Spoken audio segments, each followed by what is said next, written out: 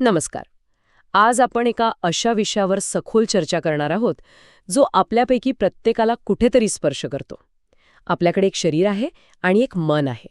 पण प्रश्न हा आहे की हे दोन्ही वेगळे सॉफ्टवेअर आहेत की एकाच ऑपरेटिंग सिस्टीमचे दोन वेगवेगळे भाग. आज आपण आयुर्वेद या प्राचीन ज्ञानाच्या आधारे याच प्रश्नाचा शोध घेणार आहोत. अगदी. आणि यासाठी आपल्याकडे एक विस्तृत संशोधन अहवाल आहे जो आयुर्वेदाच्या दोन मूळ संकल्पना उलगडतो. एक म्हणजे त्रिदोष, जे आपल्या शरीराचं नियंत्रण करतात, आणि दुसरे त्रिगुण, जे आपल्या मनाचं. आणि हा अहवाल हेच दाखवून देतो की हे दोन्ही एकमेकांपासून वेगळे नाहीत. तर एकाच नाण्याच्या दोन बाजू आहेत. अगदी बरोबर. म्हणजे आज आपण शरीर आणि मनाच्या या मूळ सोर्स कोडला समजून घेण्याचा प्रयत्न करणार आहोत आणि हेही पाहणार आहोत की या हजारो वर्ष जुन्या ज्ञानाचा उपयोग आजच्या काळात स्ट्रेस, अँक्झायटी आणि काय म्हणतात त्याला, बर्नआउट सारख्या समस्यांवर मात करण्यासाठी कसा करता येईल. आणि या चर्चेचा गाभा हाच आहे. आयुर्वेद शरीर आणि मनाला कधीच वेगळं पाहत नाही. त्यांच्यातला तो जो बॅलन्स आहे, तो संतुलन बिघडलं की आजार डोकंवर काढतात. आपण हेच समजून घेणार आहोत की हे संतुलन नेमकं कसं काम करतं आणि ते पुन्हा कसं साधायचं. अगदी उत्तम. मग या सोर्स कोडच्या मुळाशी जाऊया. हा अहवाल सांगतो की याची सुरुवात सांख्य दर्शनातून होते, जिथे पुरुष आणि प्रकृती या दोन संकल्पना मांडल्या आहेत. हा खूपच तात्विक भाग वाटतोय. याला सोपं कसं करता येईल. नक्कीच. सांख्य दर्शन काय म्हणतं की हे विश्व दोन मूळ तत्वांपासून बनलं आहे. एक आहे पुरुष, म्हणजे शुद्ध चैतन्य. अच्छा. त्याला तुम्ही एक साक्षी किंवा ऑब्झर्वर समजू शकता, जो स्वतः बदलत नाही, फक्त पाहतो. ओके. आणि दुसरी आहे प्रकृती, म्हणजेच मूळ ऊर्जा किंवा मॅटर, जिच्यात निर्मितीची अफाट क्षमता आहे. आणि हीच प्रकृती सत्व, रज आणि तम या तीन गुणांनी बनलेली आहे. म्हणजे एक प्रकारे कॉन्शियसनेस आणि एनर्जी. अगदी तसंच. जेव्हा पुरुषाचं चैतन्य प्रकृतीवर पडतं, तेव्हा प्रकृतीच्या त्या तीन गुणांमध्ये हालचाल सुरू होते आणि सृष्टीची निर्मिती होते. यातूनच मग बुद्धी, अहंकार, मन आणि मग पंचमहाभूते तयार होतात. अरे वा. पण महत्वाचं हे आहे की आपलं शरीर आणि मन दोन्ही याच एका प्रकृतीपासून तयार झाले आहेत.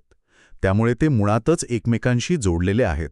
म्हणजे आपलं शरीर आणि मन हे दोन वेगळे ॲप्स नाहीत, तर एकाच ऑपरेटिंग सिस्टीमचे म्हणजे प्रकृतीचे दोन वेगवेगळे फीचर्स आहेत. बरोबर. मग यातून शरीरातले त्रिदोष कसे तयार होतात. तर याच प्रक्रियेत पुढे आकाश, वायू, तेज म्हणजे अग्नी, जल आणि पृथ्वी ही पंचमहाभूते तयार होतात. आपलं शरीरही याच 5 घटकांपासून बनलेलं आहे की नाही. हो. तर या पंचमहाभूतांचं आपल्या शरीरातील जे कार्यात्मक स्वरूप आहे, त्यालाच त्रिदोष म्हणतात. हे शरीरातील 3 मूलभूत ऊर्जा प्रकार आहेत. ठीक आहे. तर या ऊर्जा कशा काम करतात. या अहवालात आधुनिक विज्ञानाशी जोडलेली एक चांगली उपमा आहे असं वाटतं. हो, अगदी. पहिला दोष आहे वात. हा आकाश आणि वायू तत्वांपासून बनतो आणि शरीरातल्या सगळ्या प्रकारच्या गती आणि हालचालींसाठी जबाबदार असतो. म्हणजे कायनेटिक एनर्जी सारखं काहीसं. अगदी. त्याला आपण कायनेटिक एनर्जी म्हणू शकतो. दुसरा आहे पित्त, जो तेज आणि जलतत्वांपासून बनतो. हा शरीरातील पचन आणि रूपांतरणासाठी जबाबदार आहे. ही एक प्रकारे थर्मल किंवा केमिकल एनर्जी झाली. आणि तिसरा कफ. हो. तिसरा आहे कफ, जो जल आणि पृथ्वी तत्वांपासून बनतो. हा शरीराला रचना, स्थिरता आणि वंगण देतो. ही पोटेन्शियल एनर्जी आहे. वात म्हणजे गती, पित्त म्हणजे रूपांतरण आणि कफ म्हणजे स्थिरता. अगदी स्पष्ट. तर हे झालं शरीराच्या हार्डवेअरचं ऑपरेटिंग प्रिन्सिपल. आता मनाच्या सॉफ्टवेअरबद्दल बोलूया. अहवालानुसार मनाचा कारभार त्रिगुण पाहतात. सत्व, रज आणि तम. हे आपल्या स्वभावाला आणि विचारांना नक्की कसा आकार देतात. हे त्रिगुण म्हणजे मनाच्या 3 मूलभूत प्रवृत्ती आहेत. पहिला आणि सर्वात महत्त्वाचा आहे सत्वगुण. हा प्रकाश, ज्ञान, संतुलन आणि आनंदाचं प्रतीक आहे. अच्छा. जेव्हा सत्वगुण वाढलेला असतो तेव्हा मनात स्पष्टता, शांतता आणि समाधान असतं. आणि आयुर्वेद काय म्हणतो माहितीये? सत्व हे आरोग्याचं लक्षण आहे, रोगाचं कारण नाही. अच्छा. म्हणजे तो प्रॉब्लेम नाहीये. नाही. उलट सात्विक आहार आणि विचारांनी मनाची लवचिकता वाढते आणि माणूस मानसिक धक्के सहज सहन करू शकतो. आणि दुसरा रजोगुण, जो आजचा हसल कल्चरचं प्रतीक वाटतो.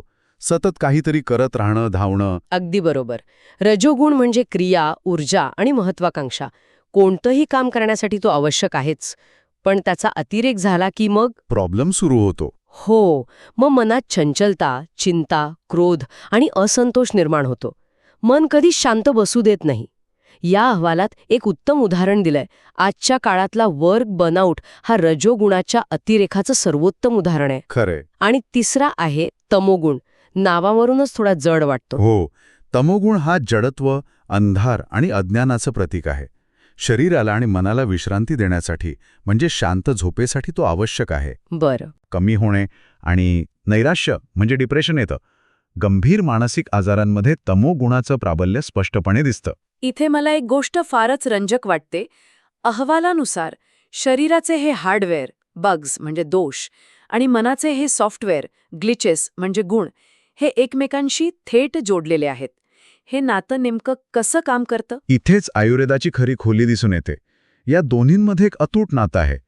उदाहरणार्थ, वात आणि रज यांचं नातं घेऊया. वाताचा मूळ स्वभाव चंचल आहे आणि रजाचा क्रियाशील. बरोबर. जेव्हा शरीरात वात वाढतो आणि मनात रजोगुण वाढतो तेव्हा मनात विचारांचा वादळ येतं. चिंता, भीती, अस्वस्थता आणि निद्रानाश ही सगळी लक्षणे दिसतात. अच्छा.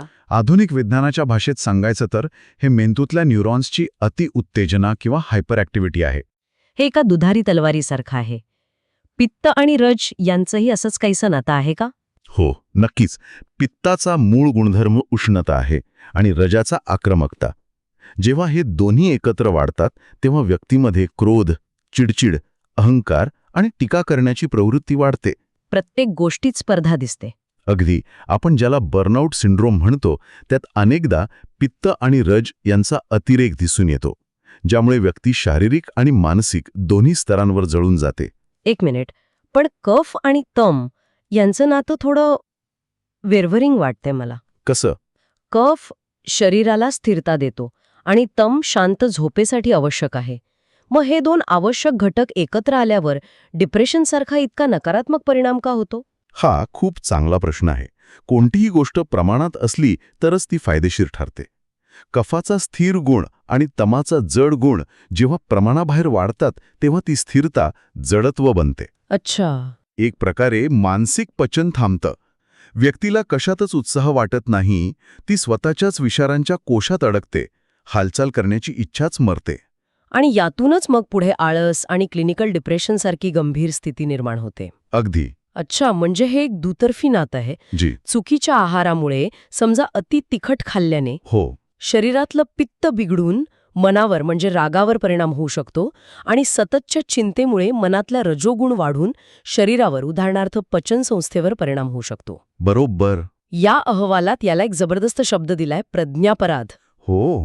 म्हणजे आपल्याला माहिती आहे की रात्री जागरण किंवा जंक फूड चुकीचं आहे, तरी आपण ते करतो.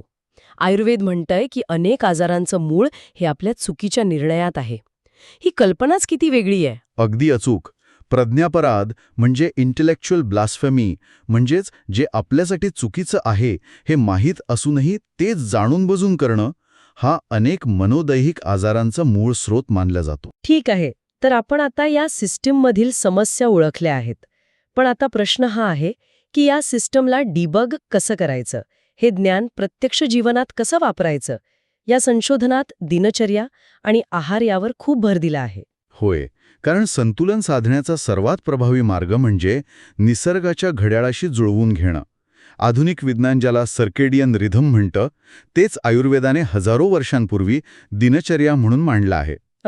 दिवसाचे 24 तास हे वात, पित्त आणि कफ यांच्या प्रभावाखाली विभागलेले असतात.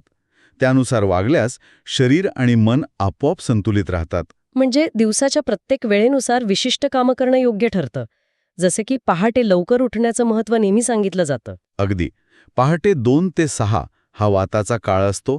ब्रह्ममुहूर्तावर म्हणजे साधारण पहाटे 4:30च्या सुमारास उठणं ध्यानासाठी सर्वोत्तम मानलं जातं. का? कारण यावेळी वातावरणात सत्वगुण सर्वाधिक असतो आणि मन शांत व ग्रहणक्षम असतं.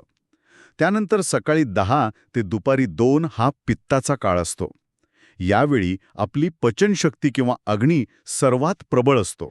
म्हणून दिवसातलं सगळ्यात मोठं जेवण तेव्हा करायचं. अगदी बरोबर. त्यामुळे दिवसातील सर्वात मोठं आणि जड जेवण याच वेळेत घ्यावं. आणि रात्रीचं काय? हल्लीचं लेट नाईट बिंज वॉचिंग आणि मिडनाईट स्नॅकिंग तर या सिस्टीमवर थेट हल्ला करण्यासारखंच असेल. अगदी. सायंकाळी 6 ते रात्री 10 हा कफाचा काळ असतो, जो नैसर्गिकरित्या जड आणि मंद असतो. त्यामुळे झोपेसाठी तो अनुकूल आहे. 10च्या आत झोपल्यास गाढ आणि शांत झोप लागते. आणि नाही झोपलो तर पण जर आपण 10 नंतरही जागे राहिलो तर पित्ताचा काळ सुरू होतो. पित्त वाढल्याने पुन्हा भूक लागते, मनात विचार सुरू होतात आणि झोप उडते. ही एक छोटीशी गोष्ट आपल्या संपूर्ण आरोग्याचं गणित बिघडवू शकते. आपण आपल्या दिनचर्येबद्दल बोललो, जी आपल्या सवयींशी निगडीत आहे. पण या सवयींमधला सगळ्यात महत्त्वाचा भाग म्हणजे आपण काय खातो. कारण उपनिषदं म्हणतात, आहार शुद्धौ सत्वशुद्धीः. शुद्ध आहाराने मन शुद्ध होतं. हे अगदी खरं आहे. कारण आपण जे अन्न खातो त्याचा सूक्ष्म भाग थेट मनावर परिणाम करतो. आयुर्वेदाने आहाराचे 3 प्रकार सांगितले आहेत, जे त्रिगुणांशी जोडलेले आहेत. अच्छा. पहिला आहे सात्विक आहार. यात ताजी फळं, पालेभाज्या, तूप, दूध, मोड आलेली कडधान्ये येतात.